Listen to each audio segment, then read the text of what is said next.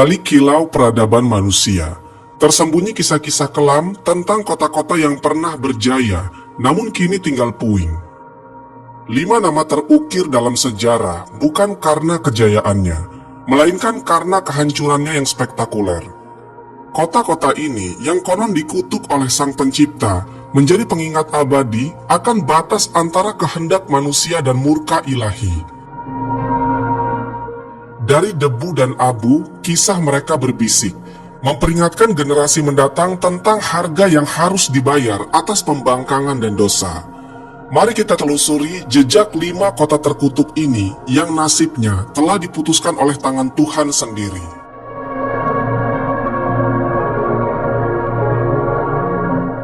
1. Pompei. Pompei adalah sebuah kota kuno yang terletak di wilayah Campania, Italia. Kota ini memiliki sejarah panjang yang dimulai jauh sebelum kehancurannya secara tragis pada tahun 79 Masehi. Kota ini telah berdiri sejak abad ke-7 sebelum Masehi oleh suku Oscan. Pompei awalnya merupakan sebuah pemukiman kecil yang kemudian berkembang menjadi kota pelabuhan penting di wilayah Napoli. Pompei pun berkembang menjadi kota yang besar pada kala itu. Kota ini juga dikenal memiliki tanah yang jauh lebih subur daripada tempat lain. Karena Pompei terletak di kaki gunung Vesuvius, sebuah gunung berapi purba yang merupakan satu-satunya gunung berapi aktif di Eropa. Para petani di kota ini banyak yang menanam anggur dan zaitun. Kesuburan tanah ini merupakan salah satu faktor utama yang mendorong pertumbuhan dan kemakmuran Pompei selama berabad-abad. Meskipun Gunung Vesuvius telah lama menjadi bagian dari landscape kota Pompei, penduduk kota tampaknya tidak menyadari bahaya yang kelak akan ditimbulkannya. Gunung Vesuvius diketahui telah tidak aktif selama berabad-abad, dan vulkanologi pada masa itu masih sangat terbatas. Kota Pompei merupakan bagian dari wilayah kekuasaan Romawi kuno. Banyak dari masyarakatnya merupakan orang keturunan Romawi. Dan di seluruh wilayah Kekaisaran Romawi kuno, praktik prostitusi memang dilegalkan, tetapi Pompei menawarkan sesuatu yang lebih. Diperkirakan ada 35 rumah bordil yang tersebar di kota ini. Jumlah rumah tersebut tergolong banyak, mengingat Pompei hanya seluas 12 km persegi, dengan populasi sekitar 15.000 orang. Untuk menuju rumah bordil, di jalanan Pompei, diberi petunjuk arah berupa pahatan palus yang berbentuk alat kelamin laki-laki. Simbol itu untuk mengarahkan orang asing yang mungkin mabuk berat atau tidak bisa berbicara bahasa lokal. Praktik prostitusi biasanya dilakukan oleh para budak yang memasang tarif sangat murah, dan bahkan tarif di kota Pompei ini jauh lebih murah daripada di wilayah Kekaisaran Romawi yang lainnya. Dengan membayar setara harga seperempat gelas anggur, setiap laki-laki yang datang ke Pompei sudah bisa memesan pelacur.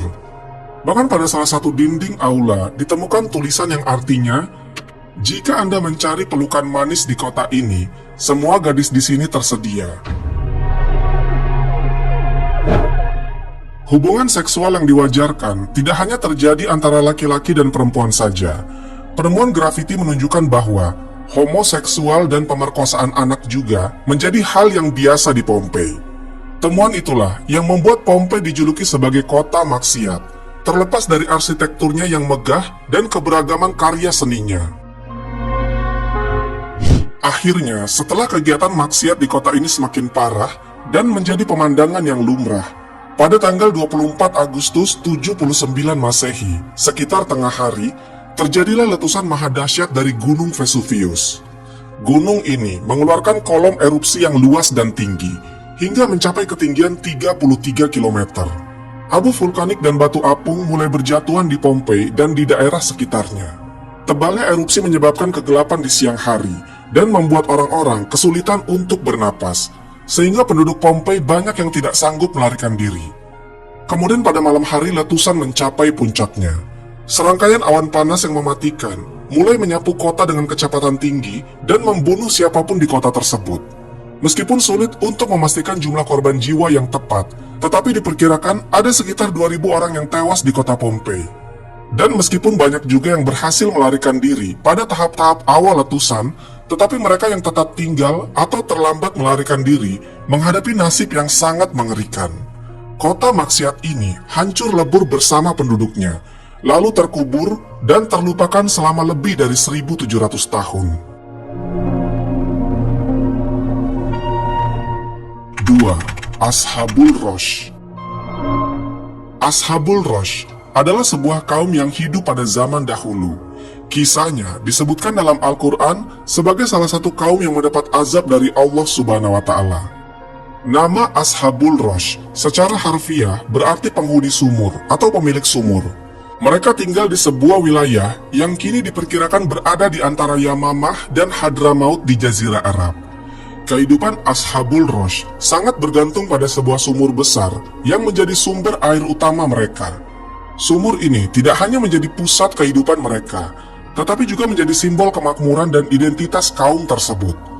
Mereka membangun peradaban yang cukup maju di sekitaran sumur ini, dengan pertanian dan peternakan sebagai mata pencaharian utama. Meskipun telah diberi nikmat berupa sumber air yang melimpah, Ashabul Rosh justru menyalahgunakan anugerah tersebut. Mereka mengembangkan sistem kepercayaan yang menyimpang dan menyembah pohon cemara besar yang tumbuh di dekat sumur mereka. Pohon ini dianggap suci dan dijadikan objek penyembahan, menggantikan Allah Subhanahu wa Ta'ala sebagai Tuhan yang seharusnya disembah. Kemusyrikan Ashabul Rosh tidak berhenti pada penyembahan pohon saja. Mereka juga mengembangkan praktik-praktik yang bertentangan dengan ajaran tauhid, seperti membuat patung-patung yang merepresentasikan dewa-dewa mereka, kemudian melakukan ritual dan persembahan kepada pohon cemara, dan menolak ajaran-ajaran monoteisme yang dibawa oleh para nabi dan rasul. Allah Subhanahu wa Ta'ala dalam rahmatnya yang tak terbatas tidak langsung menghukum Ashabul Rosh. Sebaliknya, Allah Subhanahu wa Ta'ala mengutus seorang nabi kepada mereka untuk membimbing dan mengingatkan mereka akan jalan yang benar. Nabi yang diutus ini menurut beberapa riwayat adalah Nabi Syuaib. Meskipun ada juga yang berpendapat bahwa ia adalah nabi yang lain yang namanya tidak disebutkan di dalam Al-Quran.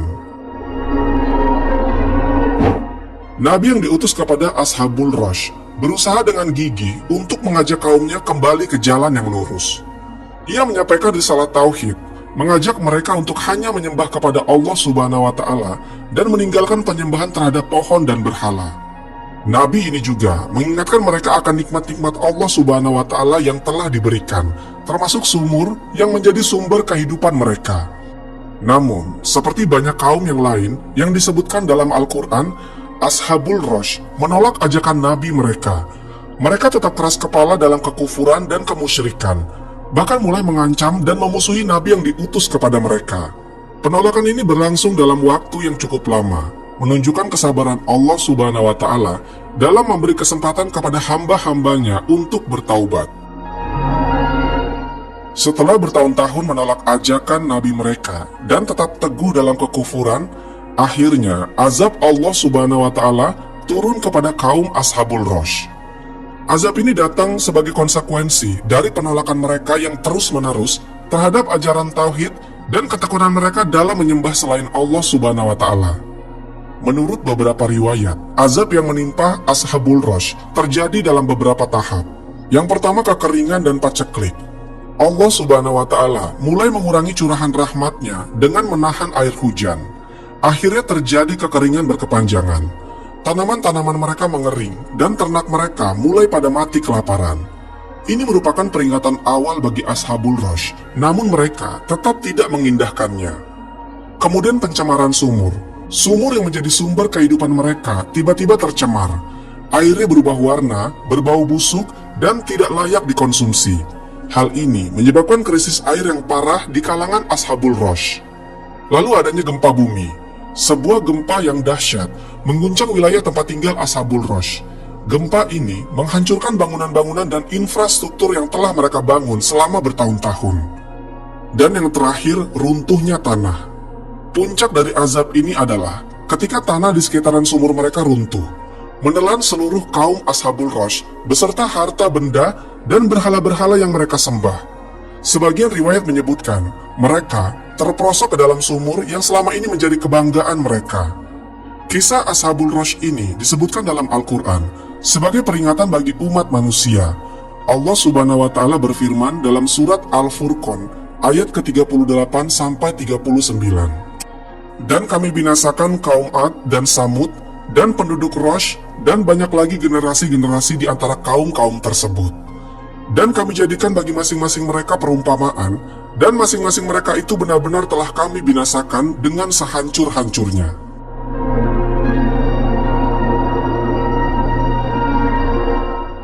3. Sodom. Kota Sodom merupakan salah satu kota yang namanya diabadikan dalam Al-Quran sebagai peringatan bagi umat manusia. Terletak di wilayah yang kini dikenal sebagai Lembah Sidim di sekitaran Laut Mati. Sodom menjadi simbol kehancuran akibat perbuatan maksiat dan penentangan terhadap perintah Allah Subhanahu wa Ta'ala. Kisah tentang kota ini dan nasib penduduknya menjadi pelajaran penting dalam ajaran Islam tentang konsekuensi dari kekufuran dan perbuatan yang melanggar fitrah manusia. Menurut para sejarawan dan ahli tafsir, kota Sodom diperkirakan berada di wilayah yang saat ini termasuk dalam kawasan Yordania dan Palestina, tepatnya di sekitaran Laut Mati. Wilayah ini dikenal dengan kesuburannya pada masa lampau, dengan sumber daya alam yang melimpah. Al-Quran menggambarkan wilayah ini sebagai tempat yang penuh dengan kebun-kebun dan mata air, sebagaimana disebutkan dalam surat Ad-Dukhan ayat ke-25 sampai 26. Betapa banyak taman-taman dan mata-mata air yang mereka tinggalkan, kebun-kebun serta tempat-tempat kediaman yang indah.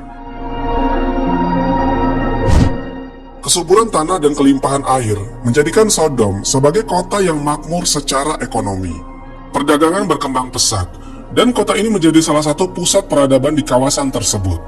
Namun di balik kemakmuran ini, tersimpan kerusakan moral yang sangat parah di kalangan penduduknya. Masyarakat Sodom dikenal karena perilaku mereka yang sangat menyimpang dari norma-norma kemanusiaan dan ajaran agama. Beberapa karakteristik utama dari masyarakat Sodom yang disebutkan dalam Al-Quran dan hadis antara lain. Yang pertama, praktek homoseksual menjadi ciri khas yang paling menonjol dari penduduk Sodom.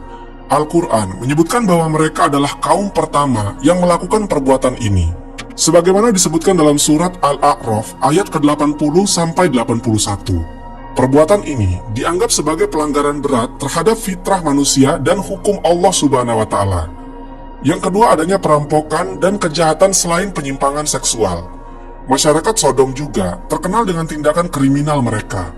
Mereka sering melakukan perampokan terhadap musafir yang melewati kota mereka. Bahkan, tindakan ini seolah-olah telah menjadi budaya yang diterima secara luas di kalangan penduduk Sodom. Kemudian Allah Subhanahu wa Ta'ala mengutus Nabi Lut alaihissalam kepada kaum ini untuk meluruskan fitrah mereka sebagai manusia serta mengenal apa yang disukai dan tidak disukai oleh Allah Subhanahu wa Ta'ala. Sayangnya, mayoritas penduduk Sodom menolak dakwah Nabi Lut alaihissalam. Penolakan dan ejekan masyarakat Sodom menolak ajaran yang dibawa oleh Nabi Lut alaihissalam dan bahkan mengejek beliau. Mereka menganggap ajaran Nabi Lut alaihissalam sebagai hal yang aneh dan bertentangan dengan tradisi mereka.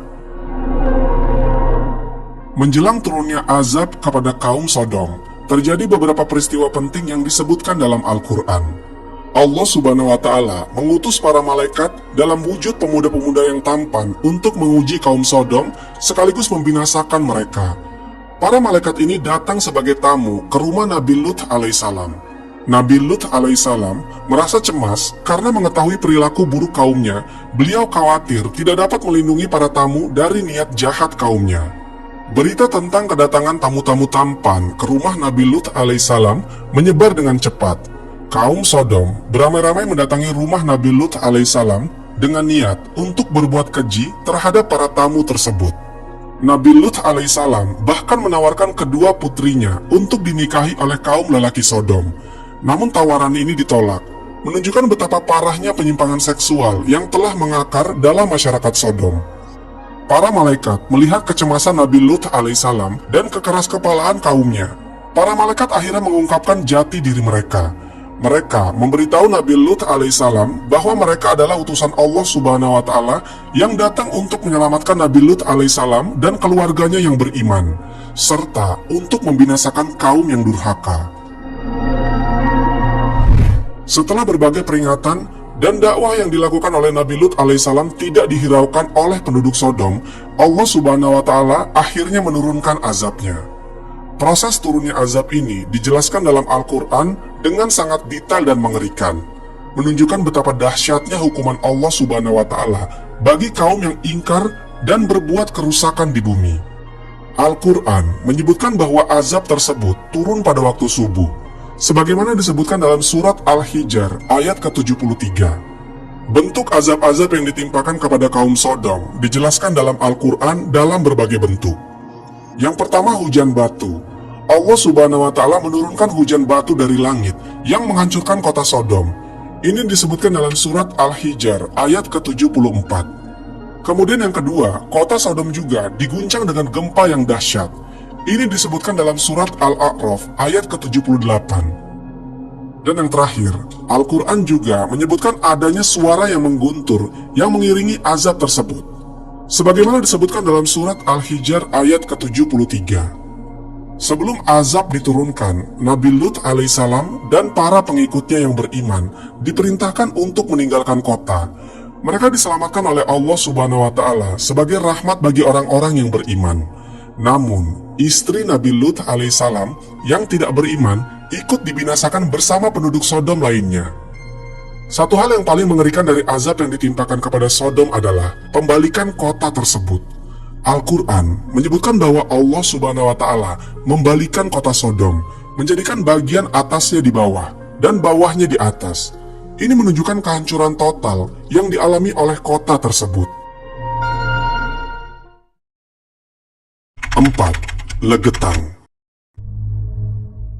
Pada suatu hari di desa Legetang, warga melihat ada banyak sekali binatang-binatang liar yang berkeliaran di sekitaran jalan desa, yang entah tidak tahu binatang-binatang ini berasal dari mana. Ada monyet, kera, babi hutan, dan masih banyak binatang yang sebenarnya bukan berasal dari daerah desa itu. Akhirnya warga pun mencari tahu dari manakah hewan-hewan ini berasal. Dan didapatinya mereka ini adalah hewan yang tinggal di puncak gunung, berasal dari gunung Pengamun-Amun. Gunung ini berada agak jauh dari desa Legetang. Akhirnya dibentuklah musyawarah di desa Legetang untuk menyikapi peristiwa ini. Mereka pun menyimpulkan kenapa hewan-hewan ini turun gunung, itu dikarenakan akan terjadi musibah besar. Ya, karena hewan-hewan dikatakan bisa memprediksi akan musibah di masa depan. Akhirnya, para warga dari desa Legetang memutuskan untuk kerja bakti membuat paritan di lembah gunung Pengamun-Amun, karena mereka beranggapan bahwasanya akan terjadi longsor. Maka mereka pun berangkat ke lembah gunung. Jarak antara desa dan lembah gunung ini dipisahkan oleh perkebunan warga. Jadi artinya, jarak antara gunung Pengamun-Amun dan desa Legetang itu lumayan jauh karena dipisahkan perkebunan dan lembah. Maka dibuatlah paritan itu dengan beramai-ramai oleh warga desa, dengan maksud antisipasi bencana alam. Desa Legetang terletak di dataran tinggi Dieng, Kecamatan Batur, Kabupaten Banjarnegara, Jawa Tengah.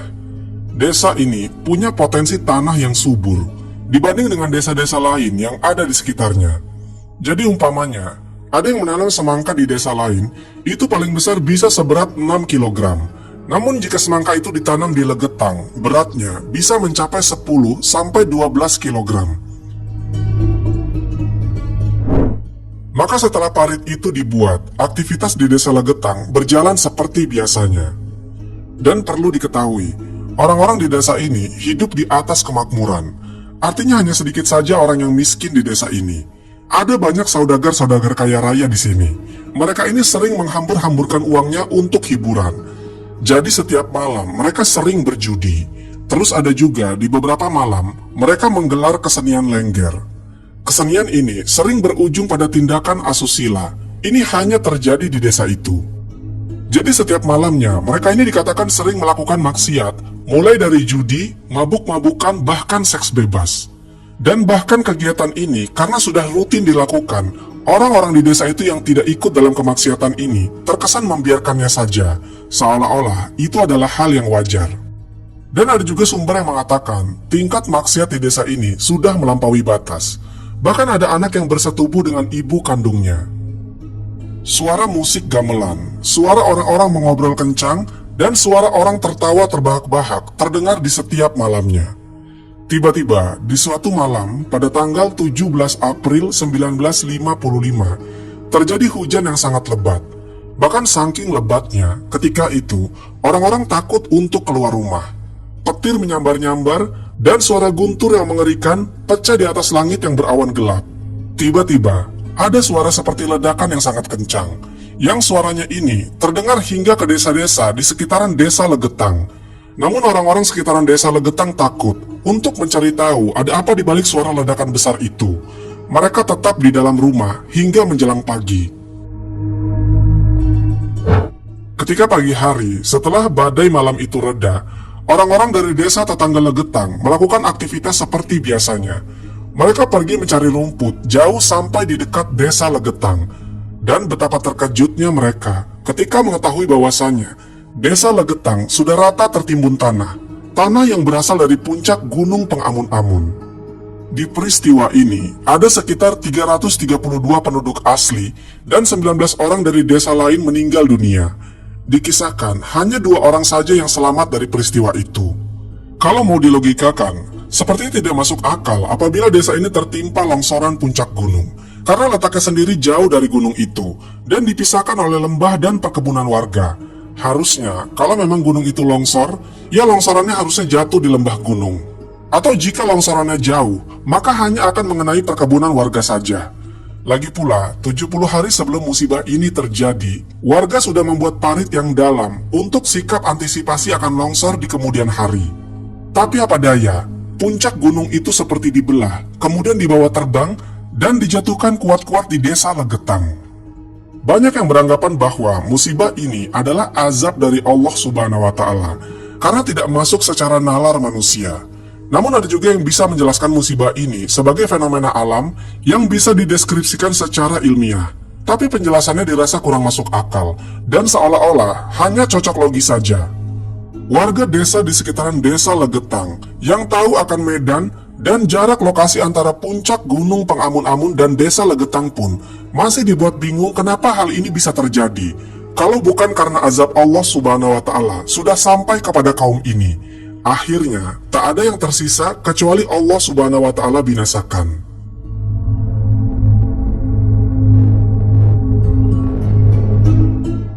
5. Madain Saleh. Madain Saleh, yang juga dikenal sebagai Al-Hijr, adalah salah satu kota kuno yang paling misterius dan penuh sejarah di wilayah Arab. Berlokasi di barat laut Arab Saudi, kota ini merupakan situs arkeologi yang menjadi saksi bisu kejayaan masa lampau dari kaum Samud, yaitu salah satu bangsa kuno yang pernah mendiami wilayah tersebut.